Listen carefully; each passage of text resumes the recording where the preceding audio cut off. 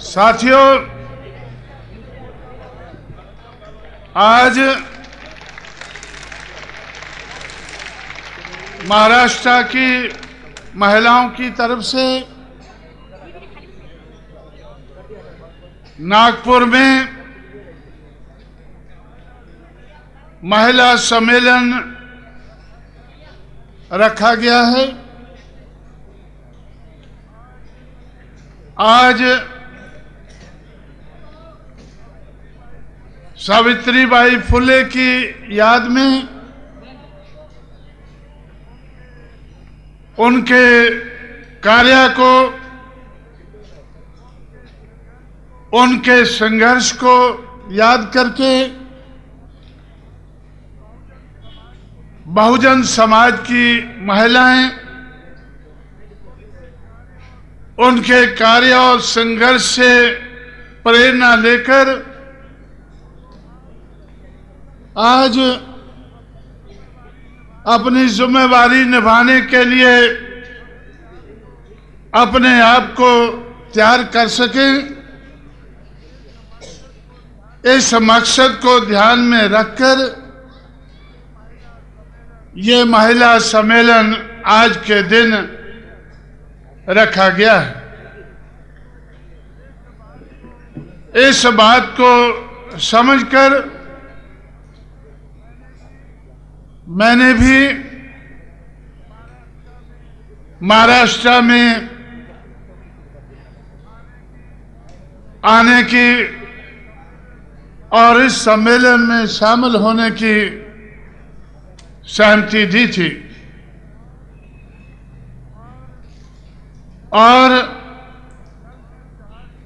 कल जिस जहाज से मुझे आना था वो तो कैंसिल हो गया। 5:50 का जहाज कैंसिल हुआ और 6:40 पर एक गाड़ी पकड़कर मैं नागपुर पहुंचा हूं। इस बात का जिक्र मैं क्यों कर रहा हूं? क्योंकि इस सम्मेलन के महत्व को समझकर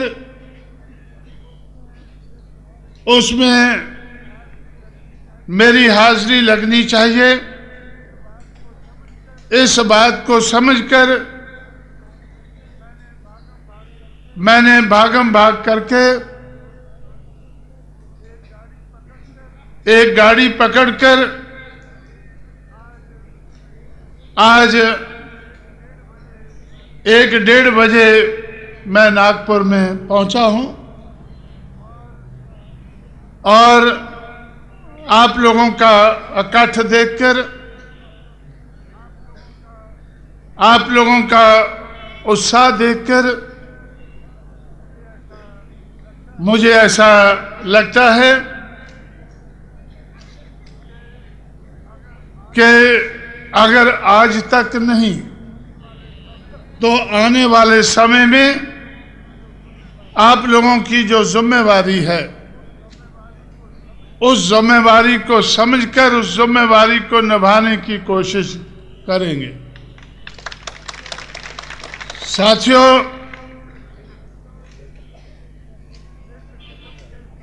इस किस्म के सम्मेलन करना अपने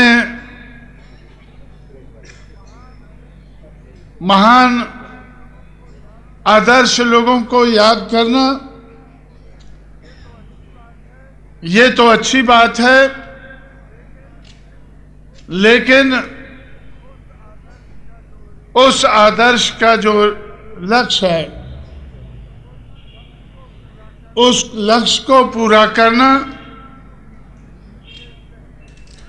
ये सही लक्ष्य हमारे सामने होना चाहिए।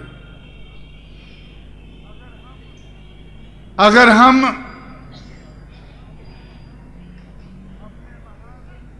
अपने महान पुरुषों को, नेताओं को, महिलाओं को याद करके फिर पुरानी चाल से चलने लगते हैं उस आदर्श का जिसकी हम याद करते हैं उसका हमारे ऊपर कोई असर नहीं पड़ता है, तो मैं समझता हूं कि इस किस्म के आकट से जो लाभ होना चाहिए वो हम लाभ नहीं ले पाते हैं। इस बात को आपको ध्यान में रखना चाहिए कि सावित्रीबाई फुले के जन्मदिन पर हम क्यों इकट्ठे हुए हैं। उन्होंने जो कार्य किया है, उनका जो संघर्ष रहा है, उसकी याद को ताजा करके उससे सबक सीखकर जो आज के समय में हमारी जिम्मेवारी है, उस जिम्मेवारी को निभाने के लिए हमें अपने आप को तैयार करना है। हम अगर अपने आप को तैयार नहीं करेंगे, जिम्मेवारी नहीं समझेंगे, तो फिर उस जिम्मेवारी को कौन निभाएगा। जो हमारे महान आदर्श पुरुषों का, महिलाओं का जो अधूरा काम है वह पूरा कौन करेगा। जब भी मैं महाराष्ट्र में आता हूं तो आप लोग बड़े जोश के साथ नारा लगाते हैं, बाबा तेरा मिशन अधूरा, फुले तेरा मिशन अधूरा, साहू तेरा मिशन अधूरा, बीएसपी करेगी पूरा। क्या महाराष्ट्र में बीएसपी इस मिशन को पूरा करने लायक बन चुकी है? क्या ये मिशन नालायकी के आधार पर पूरा होगा? अगर नालायकी के आधार पर पूरा नहीं होगा तो लायकी पैदा करनी होगी, और लायकी पैदा करके उस लायकी को इस्तेमाल करके हमें, अगर मिशन पूरा नहीं होता है तो कम से कम इंडिकेशन तो मिल जाना चाहिए,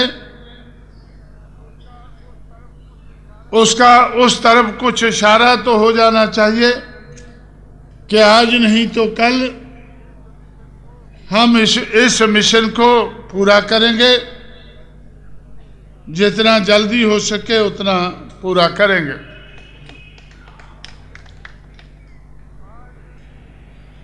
आज आरक्षण का लाभ उठाते उठाते लगभग 100 साल होने वाले हैं। 26 जुलाई 1902 को छत्रपति शाहू महाराज ने कमजोर वर्ग के लोगों को, उनकी कमजोरी को ध्यान में रख के आरक्षण शुरू किया। 26 जुलाई 2002 को 100 साल पूरे हो जाएंगे इस आरक्षण का लाभ उठाते। 100 साल पूरा होने से पहले इसका लाभ उठाने वाले किस लेवल तक तैयार हुए हैं, जब मैं उसकी बात करता हूं, मैं उन लोगों को कहता हूं कि आप लोगों को इसका लाभ लेकर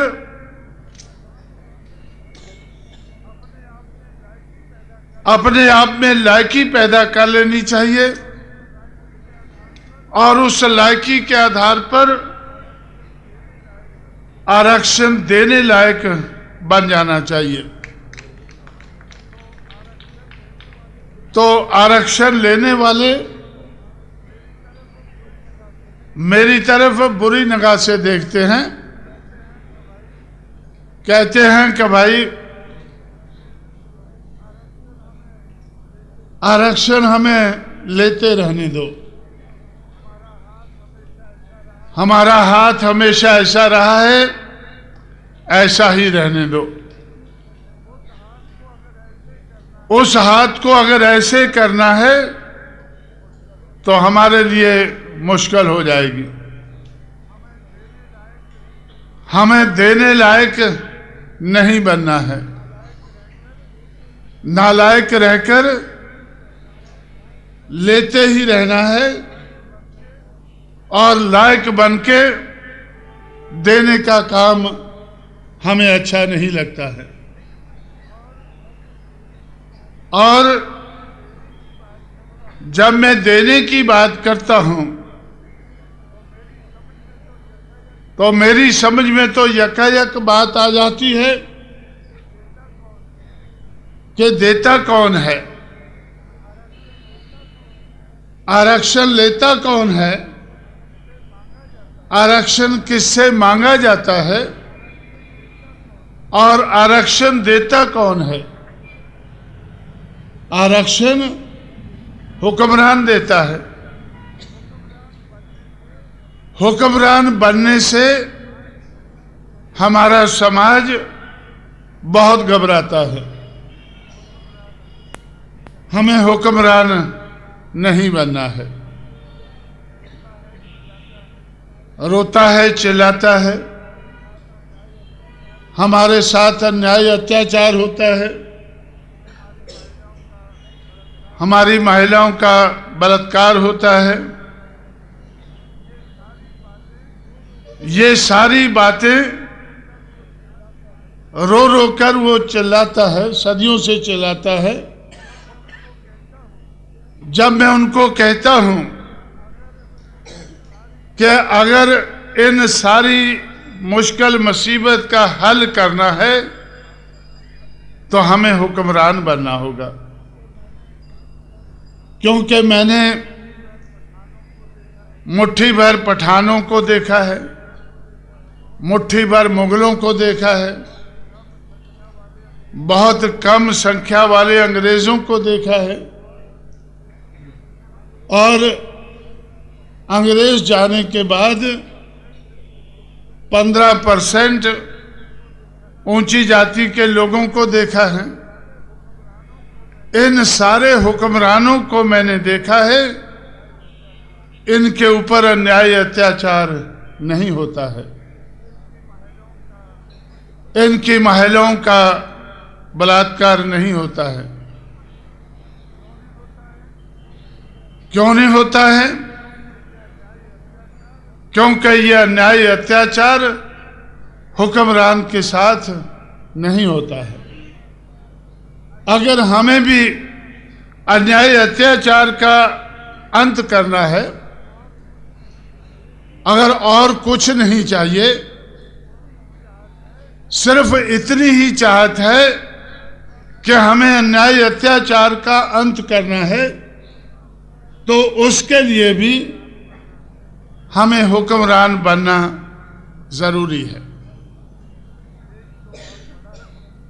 देश तो बहुत बड़ा है, ये जरूरत तो बहुत बड़े समाज की 85 करोड़ लोगों के समाज की, इस देश की 100 करोड़ आबादी में से 85 करोड़ लोगों के समाज की ये जरूरत है। पूरे देश की जरूरत है, देश के प्रदेशों की जरूरत है। जब उत्तर प्रदेश में अन्याय अत्याचार बढ़ा, उसके खिलाफ उठकर जिनके साथ अन्याय होता था उनको हमने तैयार किया, उनकी कुछ शक्ति बनाई, उनके कुछ एमएलए एमपी चुनकर लाए। उसके आधार पर हमें भी सरकार में हिस्सा डालने का मौका मिला। पूरी सरकार तो नहीं बनी, सिर्फ हिस्सा डालने का मौका मिला। जो हमारे सहयोग से दूसरों की सरकारें चलती थी, दूसरों के सहयोग से हमें भी सरकार बनाने का, चलाने का मौका मिला। और जिस अन्याय अत्याचार के खिलाफ मेरी गैरहाजिरी में मायावती संघर्ष कर रही थी, उत्तर प्रदेश में एक जगह है अलीगढ़। आप लोगों ने खासकर अंबेडकर के मानने वाले लोग अलीगढ़ आगरा के बारे में यहां भी जानते होंगे कि अम्बेडकराइट मूवमेंट श्री बीपी मौर्य, संगप्रिया गौतम के माध्यम से उस क्षेत्र में चली थी। कुछ एमएलए एमपी उधर से उस वक्त बने थे। इसलिए जब वो मूवमेंट खत्म हुई, जो जाटव लोग, शेड्यूल्ड कास्ट के लोग उस मूवमेंट को चला रहे थे, वो अन्याय अत्याचार का शिकार हुए और एक भट्टे के ऊपर जाटव मजदूर औरतें काम करती थी। 16 औरतों का एक रात को बलात्कार हुआ। मायावती को मैं मुलायम सिंह यादव के साथ कोऑर्डिनेटर बनाकर दक्षिण भारत में चला गया कि अन्याय अत्याचार के खिलाफ आप जिस सरकार में हमारी साझ है उसमें आवाज उठाएं। जब मुलायम सिंह ने उस आवाज को नहीं समझा तो मुलायम सिंह को हटाकर मायावती को मुख्यमंत्री बनाया गया। जब मायावती मुख्यमंत्री बनी तो मैंने मायावती से कहा कि सबसे पहले जुल्म ज्यादती का, अन्याय अत्याचार का अंत करना चाहिए। पहले 2 महीने में मायावती ने 1,45,000 गुंडों को गुंडा एक्ट लगाकर, गैंगस्टर एक्ट लगाकर जेल में बंद किया। उत्तर प्रदेश के सूबे में 1,45,000 लोगों के ऊपर गुंडा एक्ट लगाकर, गैंगस्टर एक्ट लगाकर बंद किया। और 2 महीने के अंदर जो गुंडे जेल से बाहर बचे वो उत्तर प्रदेश छोड़कर दूसरे प्रदेशों में भाग गए। और बहुत लोग तो देश छोड़कर विदेश नेपाल भाग गए। जब तक मायावती की सरकार रही उनकी वापस आने की हिम्मत नहीं पड़ी। इसलिए साथियों, एक महिला के ऊपर हो रहे अन्याय को रोकने के लिए मजबूती के साथ सरकार चलाई। 2 महीने में उस मजबूती का असर दिखाया।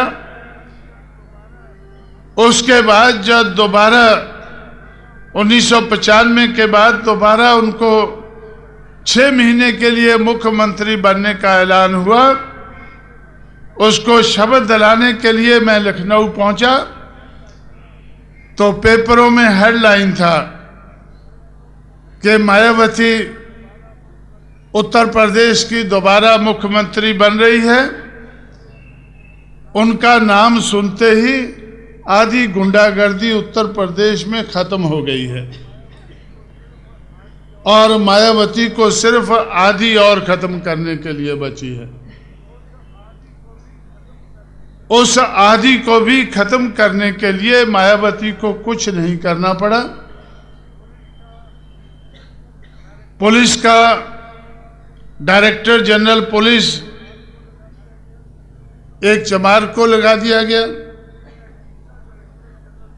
3 एडिशनल डायरेक्टर जनरल पुलिस चमार लगा दिए गए। 4 IG police, 8 DIG police, 45 SSP.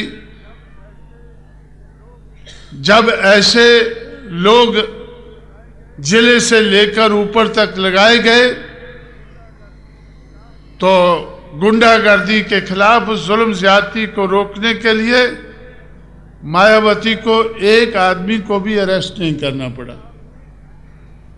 अपने आप ही गुंडों को, जुल्म ज्यादती करने वालों को इशारा मिल गया कि हुक्मरान कौन है।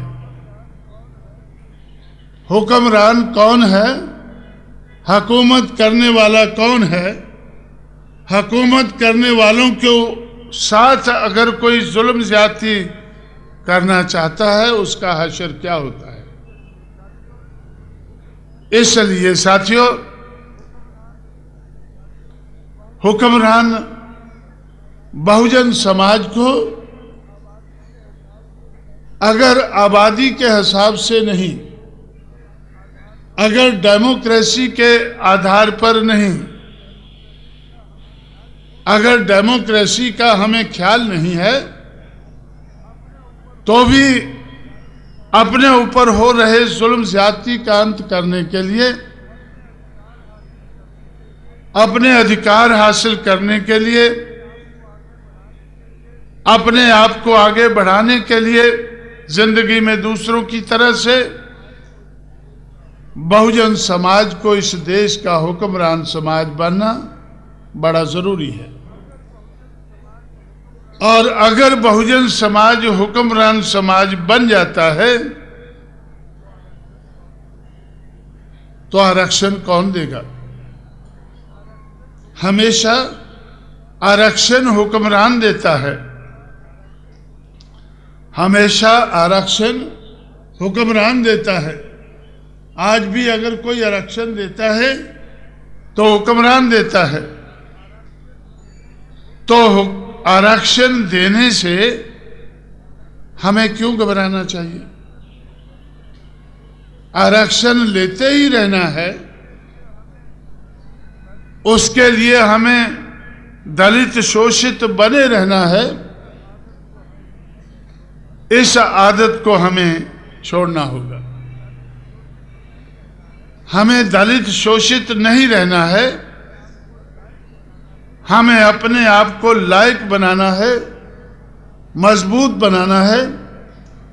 इस लायक बनाना है कि हम,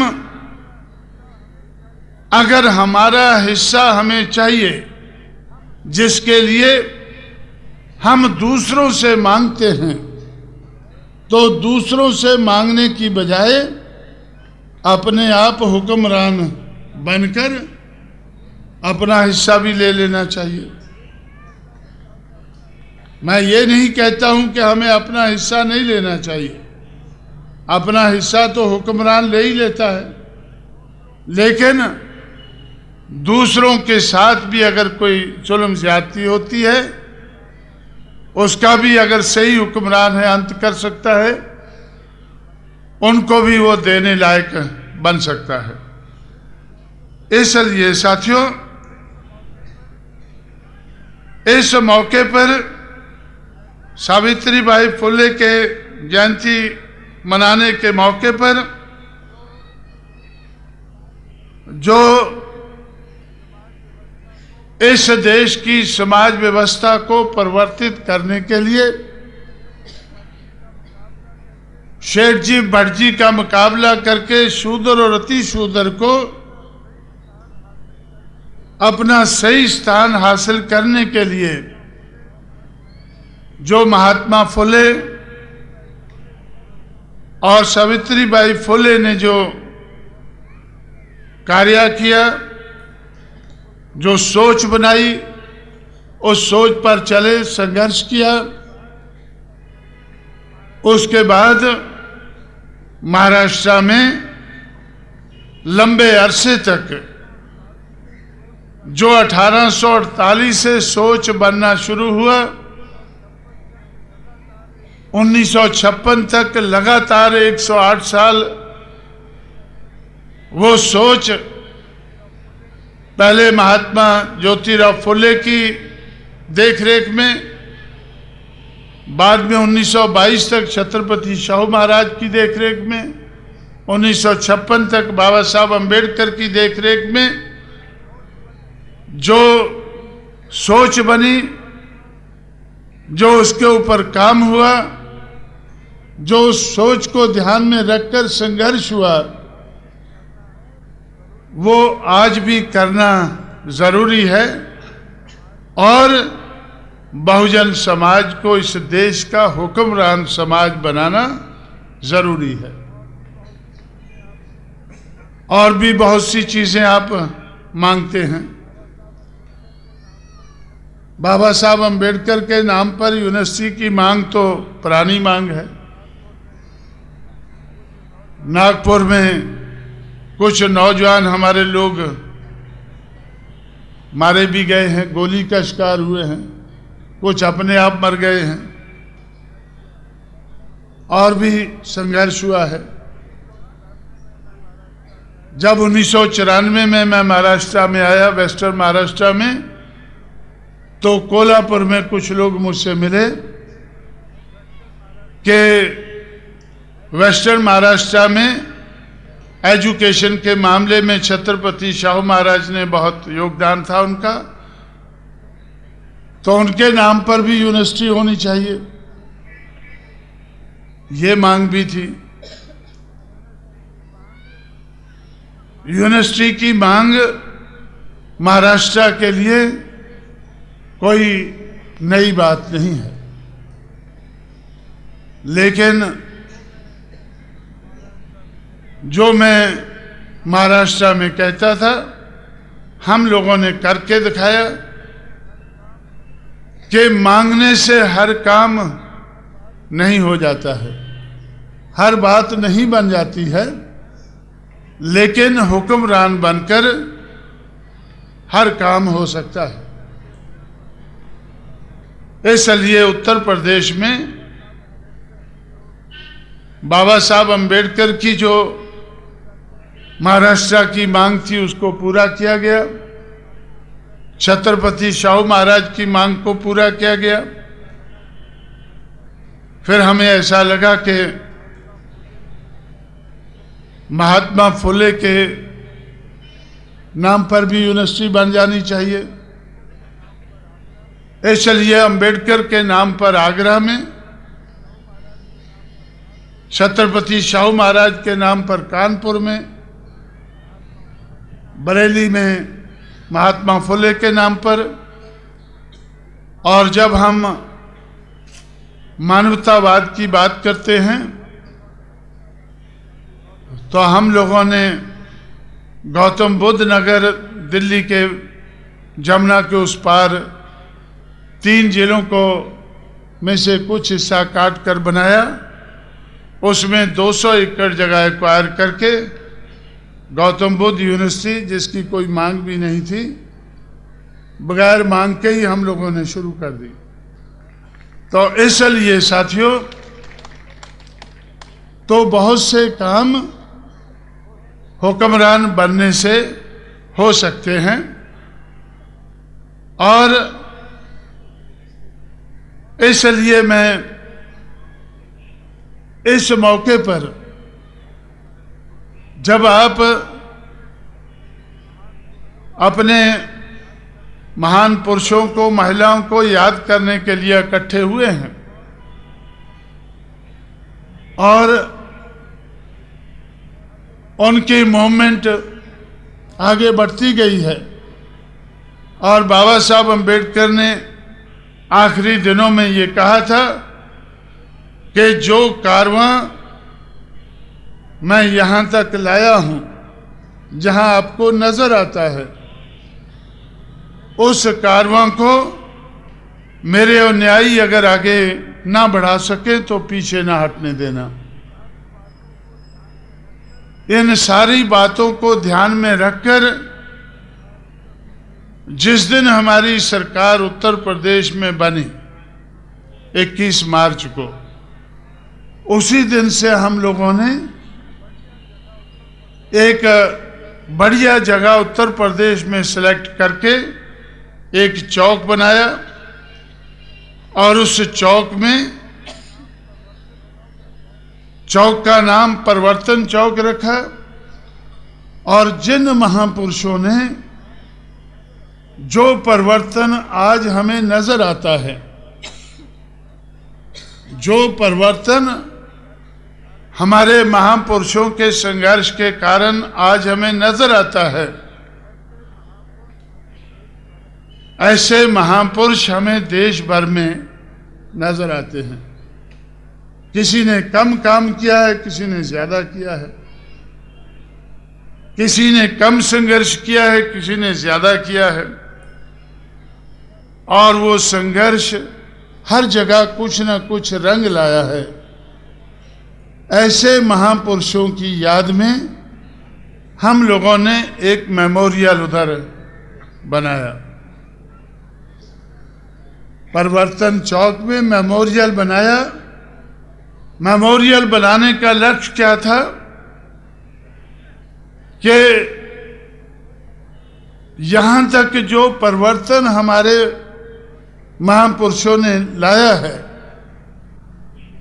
और इस परिवर्तन को, काम को पूरा करने की जो जरूरत है, जिम्मेवारी है, इस जिम्मेवारी को निभाने के लिए हम लोगों ने ये परिवर्तन चौक में मेमोरियल बनाया है, ताकि इस मेमोरियल को देखकर, इस मेमोरियल से प्रेरणा लेकर जो परिवर्तन का कार्य अधूरा रह गया है, उसको पूरा करने के लिए प्रेरित होकर हम लोग अपनी जिम्मेवारी निभाने के लिए अपने आप को तैयार करें। मैं तैयारी के ऊपर ज्यादा जोर देता हूं। बगैर तैयारी के हम अपनी जिम्मेवारी नहीं निभा सकते हैं। इसलिए हम अपने आप को, अपने समाज को तैयार करें। और लक्ष्य क्या है? बहुजन समाज को इस देश का हुक्मरान समाज बनाना। बहुजन समाज को तैयार करके इस देश का हुक्मरान समाज बनाकर हम लोग अन्याय अत्याचार का अंत करें, हमारे जो अधिकार है वो हासिल करें, और जो भी इस देश में पिछड़ापन है, और पिछड़ेपन का सबसे बड़ा कारण है कि 100 में से 85 लोग पिछड़े हैं। जिस देश में 100 में से 85 लोग पिछड़े हों, वो देश अपने आप पिछड़ा हो जाता है। अगर हम 100 में से 85 लोगों का पिछड़ापन दूर करके उनको इस देश के हुक्मरान बनाएं, तो मैं समझता हूं कि देश का पिछड़ापन हमारे पिछड़ेपन के साथ साथ अपने आप खत्म हो जाएगा। इसलिए यह हमारे हित की बात है, बहुजन के हित की बात है और देश के हित की बात है। इसलिए साथियों, इस लक्ष्य को पूरा करने के लिए हमें अपने आप को तैयार करना होगा और हमारे दुश्मन का काम है हमारे रास्ते में रोड़े अटकाने का। इस बात को समझकर चलना होगा। हमारे दुश्मन का काम है हमारे रास्ते में रोड़े अटकाने का और हमारा दुश्मन हमें रास्ते से बहकाना चाहेगा, रास्ते से हटाना चाहेगा, रोड़े भी अटकाएगा, लालच भी देगा। जैसे मायावती को 6 महीने के लिए मुख्यमंत्री बनाने का तय हुआ, मुझे जब 6 महीने पूरे होने वाले थे तो अटल बिहारी और आडवाणी मुझसे कहने लगे कि मायावती को 5 साल राज करने दो। मैंने उनसे पूछा कि इस मेहरबानी का कारण क्या है? हम तो 6 महीने के लिए तय किया था, आप 5 साल क्यों दे रहे हैं? उन्होंने कहा कि हमें ऐसा लगता है कि बहुजन समाज पार्टी अगर भारतीय जनता पार्टी के साथ मिलकर चुनाव लड़ती है तो हम पार्लियामेंट में 300 से ज्यादा लोकसभा के मेंबर चुनकर ला सकते हैं। आप हमारे साथ मिलकर केंद्र की सरकार को चलाएं और मायावती उत्तर प्रदेश की सरकार को चलाती रहे। मैंने उनसे कहा कि भाई,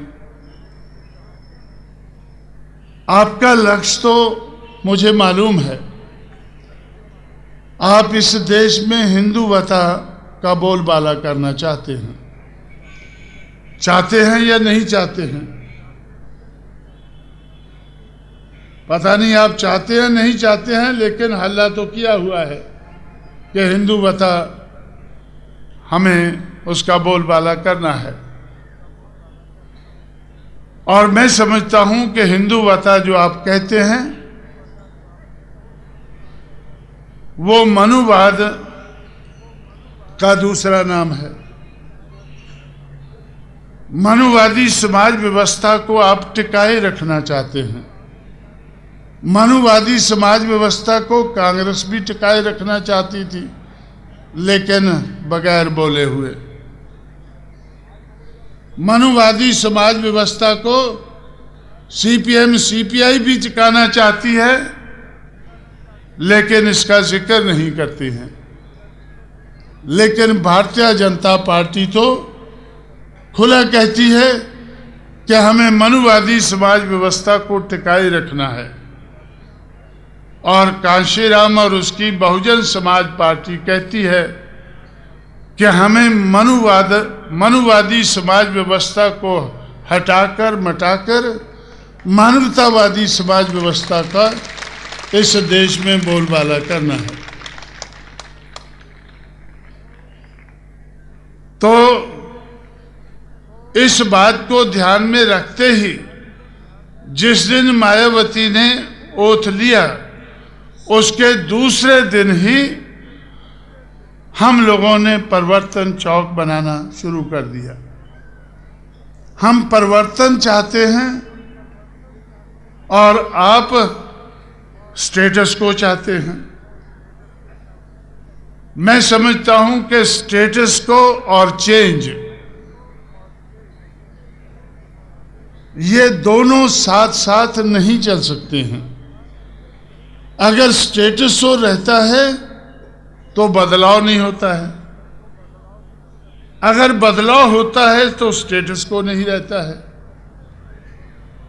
अगर स्टेटस को और चेंज ये दोनों साथ साथ नहीं चल सकते हैं तो हमें समझ लेना चाहिए कि बीजेपी और बीएसपी साथ साथ नहीं चल सकती है। ये बात सही है कि बीजेपी हमारे लोगों का वोट हथियाकर, खरीद करके, लूट करके अपनी पार्टी को मजबूत करती है। हम भी आपका सहयोग लेकर अपने आप को मजबूत कर सकते हैं, हमें कोई एतराज नहीं है। लेकिन अपने आप को मजबूत करके हम अपना एजेंडा पूरा करना चाहते हैं। हमारे सामने एजेंडा है चेंज का, बदलाव का, परिवर्तन का। अगर हम अपना एजेंडा लागू नहीं कर सकते हैं तो हम सरकार नहीं चलाना चाहते हैं। लेकिन केंद्र में बीजेपी सरकार चला रही है, केंद्र में बीजेपी सरकार चला रही है और अपना एजेंडा किनारे रखकर वो अपना एजेंडा सामने नहीं ले पा रही है। थोड़ा सा लाती है, सरस्वती सरस्वती करती है तो विरोध हो जाता है। उनको तो उनके सहयोगी सरस्वती भी नहीं करने देते हैं। पता नहीं वो सरस्वती क्या होती है, क्या करते हैं, ये तो ज़्यादा वही जानते होंगे। लेकिन उनके अपने सहयोगी उनको सरस्वती करने से भी रोकते हैं। इतना सभी वो एजेंडा पूरा नहीं कर पा रहे हैं, लेकिन फिर भी सरकार तो चला रहे हैं। जब ममता बनर्जी जैसी महिला उनको सरस्वती नहीं करने देती है तो मायावती कैसे करने देती? तो इसलिए मैं समझता हूं हमें भी इस बात को ध्यान में रखकर चलना है कि अगर हमें सरकार बनानी है, अगर हमें हुक्मरान बनना है, हमारे सामने लक्ष्य क्लियर है, हमारे सामने एजेंडा क्लियर है कि हमें इस देश में परिवर्तन लाना है।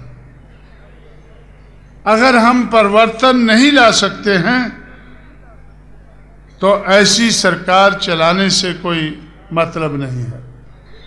इसलिए साथियों, आज मायावती को इधर आ जाना चाहिए था। आज महिलाओं का सम्मेलन है और सावित्रीबाई फुले का जन्मदिन है, लेकिन मैंने उनको कहा है कि उत्तर प्रदेश से बाहर नहीं जाना है। क्यों नहीं जाना है?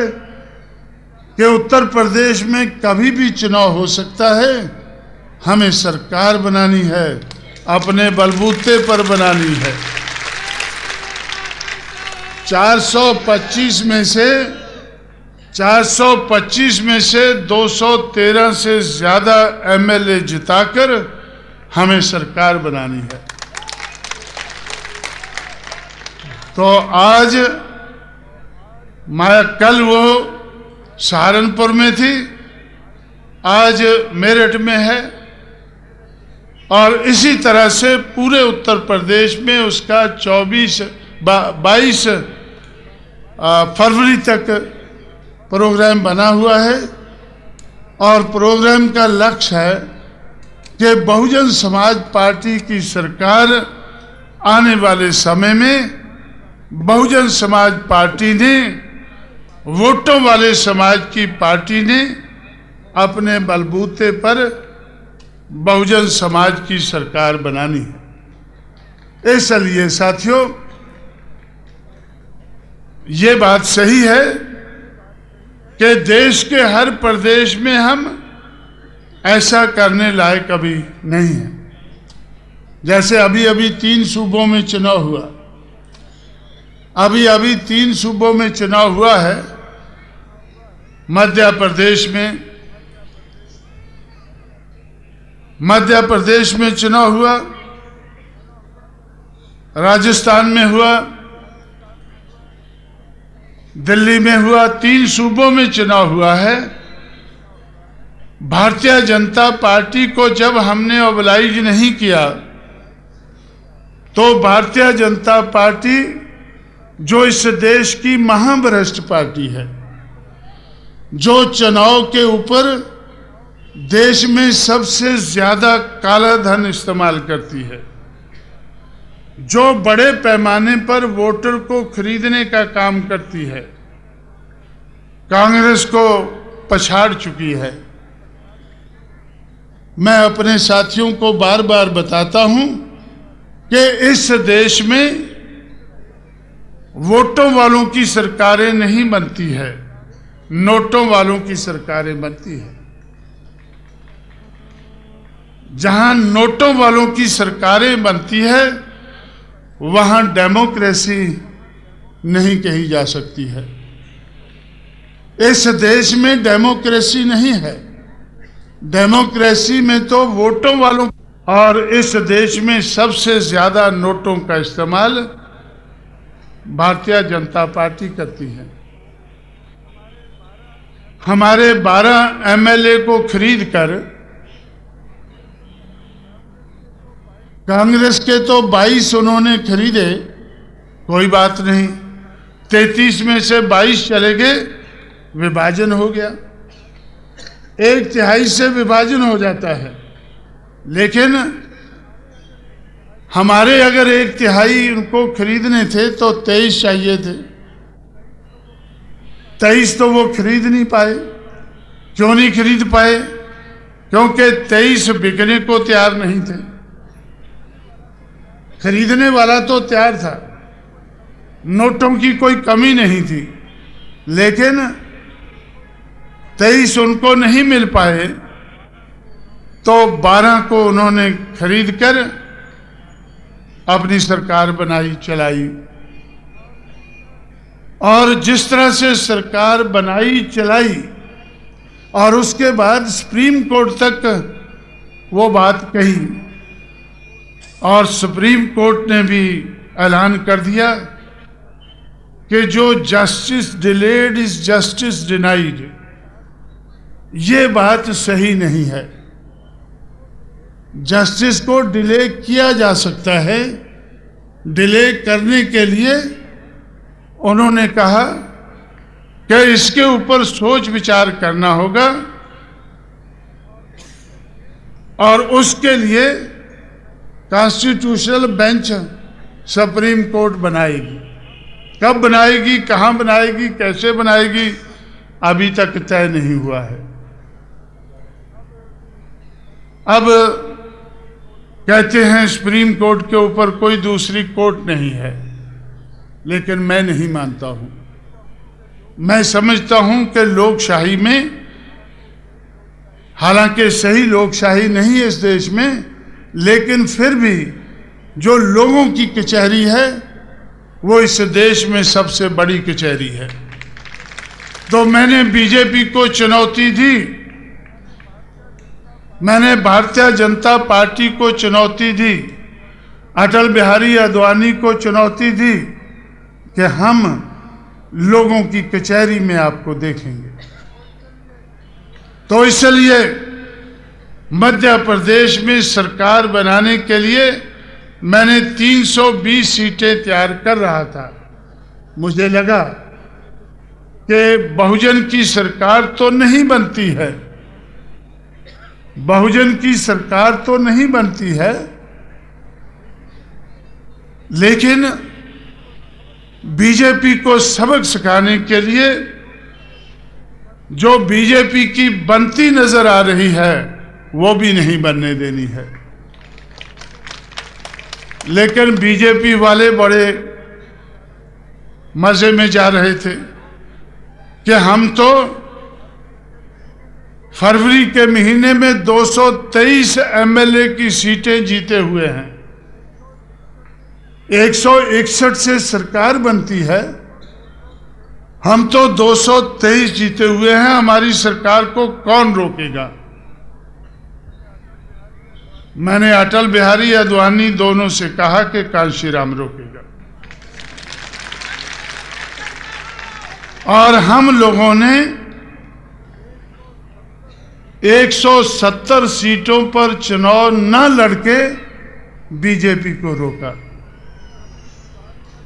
हमें इस बात का तजुर्बा है कि हम चुनाव लड़के कांग्रेस को सजा दे सकते हैं, चुनाव न लड़के बीजेपी को सजा दे सकते हैं। 170 सीटों पर चुनाव न लड़के मैंने अपने साथियों से अपील किया कि जिन सीटों पर हाथी नहीं घूम रहा है, जिन सीटों पर हाथी नहीं घूम रहा है, वहां बीजेपी को हराने वालों को वोट दें। जो वोट मैंने मेहनत करके मध्य प्रदेश में, राजस्थान में, दिल्ली में तैयार किया है, वो वोट बीजेपी को सजा देने के लिए सुप्रीम कोर्ट से ऊपर वाली कचहरी में सजा देने के लिए वो वोट का इस्तेमाल करे। मुझे मानने वाले लोगों ने मेरी बात को माना और तीनों सूबों में भारतीय जनता पार्टी को तीनों कोने चित किया। 4 कोने कहते हैं, लेकिन चुनाव 3 में हमने उनको चित किया। तो इसलिए साथियों, ये बात सही है कि हमें कांग्रेस से कोई लगाव नहीं है। कांग्रेस मनुवादी पार्टी है। कांग्रेस मनुवादी समाज व्यवस्था को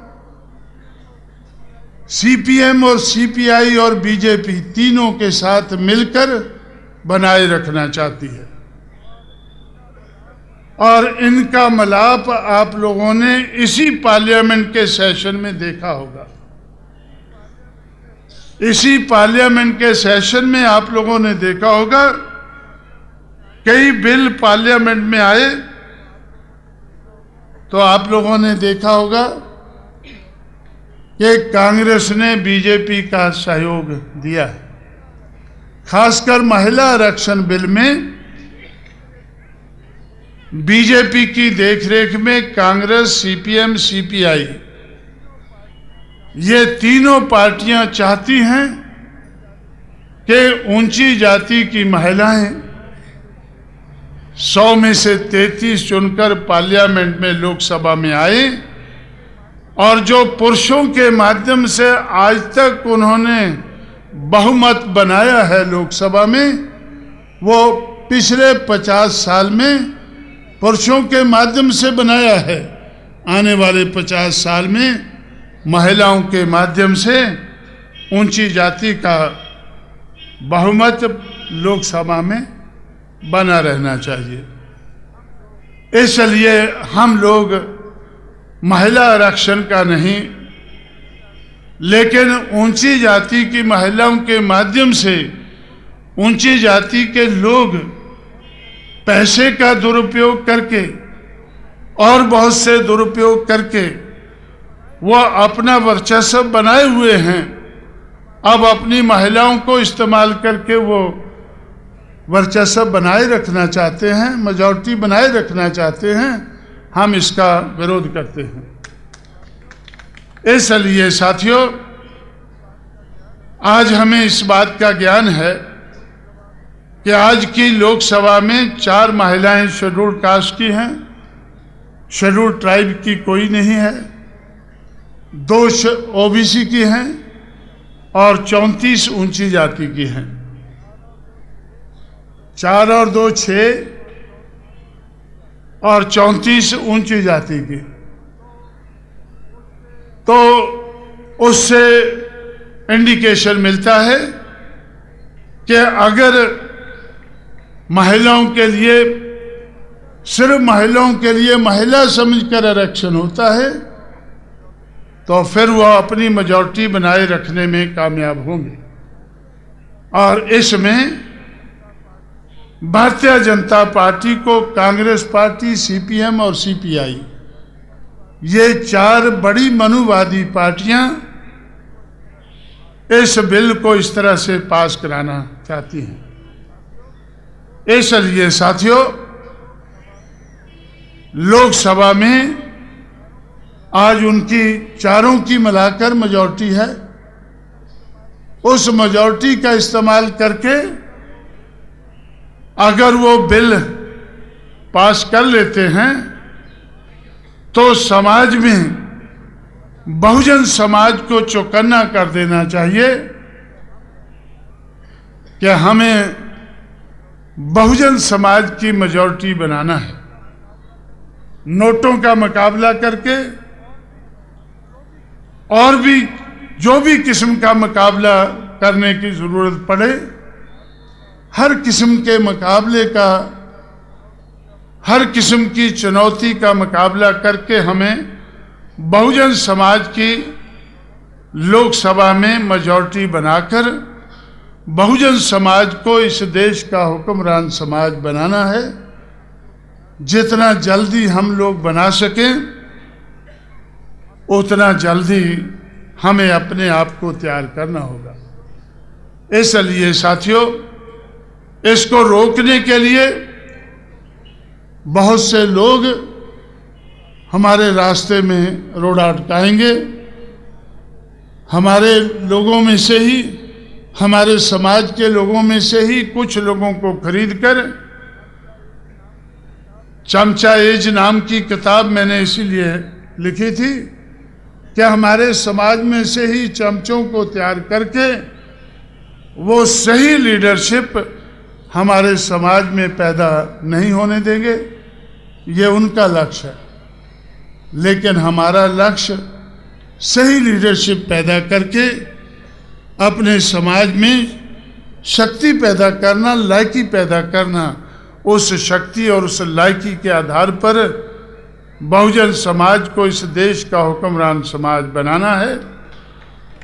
तो तभी मैं समझता हूँ कि महाराष्ट्र में जो सोच 1848 से लेकर 1956 तक बनती गई और उस सोच के आधार पर जो बात आगे बढ़ती गई, उस बात को हमें या उस कारवां को मंजिल तक पहुंचाना है। और मंजिल कहाँ है ये मैंने आपके सामने रखी है। उस मंजिल तक पहुंचने के लिए हमें अपने आप को तैयार करना है। महिला सम्मेलन में मैं अपने समाज की महिलाओं से अपील करूंगा कि अपने समाज की महिलाएं सावित्रीबाई फुले से प्रेरित होकर अपनी जिम्मेवारी निभाने के लिए अपने आप को तैयार करें। और जैसे बताया गया है कि महिलाओं से ज़्यादा पुरुष इधर इकट्ठे हुए हैं, और इसका मतलब है कि पुरुष भी अपने समाज की महिलाओं को सहयोग देने के लिए तैयार हैं। अपने समाज की महिलाओं को तैयार करने के लिए वो भी उनके साथ उनका हौसला बढ़ाने के लिए इधर इकट्ठे हुए हैं, हौसला गिराने के लिए नहीं। और ऐसी पुरुषों से भी अपील करते हुए कि वो भी अपने समाज की महिलाओं का हौसला बढ़ाएं, ताकि हम भी अपने समाज की महिलाओं को मौका देकर ऊंची जाति की महिलाओं के साथ साथ लायक बनाकर उनको हम आगे बढ़ाएं और बहुजन समाज मिलजुल कर इस देश का हुक्मरान समाज बन सके। ऐसी बात आपके सामने रखते हुए आप लोग मेरी इस बात को समझकर इसके ऊपर सोच विचार करके अमल करेंगे, इस उम्मीद के साथ मैं आप लोगों से विदा लेता हूं। जय भीम, जय भारत।